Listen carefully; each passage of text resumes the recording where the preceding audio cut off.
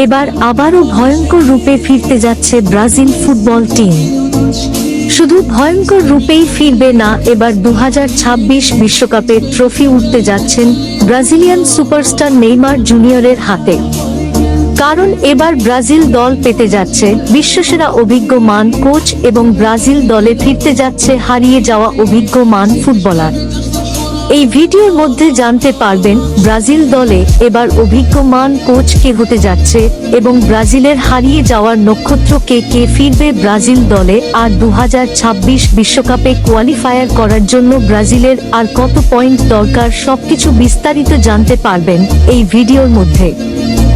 Brazil 2026 বিশ্বকাপ বাছাই পর্বের গুরুত্বপূর্ণ ম্যাচে মাঠে নেমেছিল আর্জেন্টিনার বিপক্ষে। অবশ্যই সেই ম্যাচটিতে 4-1 গোলের লজ্জাকিত হারে পড়ে ব্রাজিল দলে শুরু হয়ে গেছে প্রতিবাদের উল্লাস।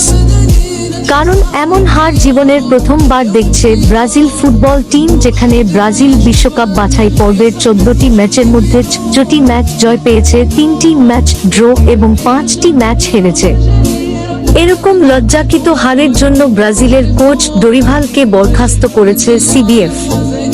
ডোরিভাল বরখাস্ত হওয়ার পরে ব্রাজিল দলে কোচ হওয়া দৌড়ে রয়েছে 3 জন। এই 3 জনের মধ্যে বিশেষ করে জর্জ জেসুসকে 1 নাম্বার ও কার্লো আনসেলোত্তিকে 2 নাম্বার এবং ফিলিপে লুইসকে 3 নাম্বারে রেখে পরিকল্পনা সাজিয়েছে পরবর্তী কোচ নিয়োগ দেওয়ার জন্য। কিন্তু এবার জানা গেল এই 3 জনের মধ্যে বর্তমানে ব্রাজিলের নতুন কোচ হবে কার্লো আনসেলোত্তি।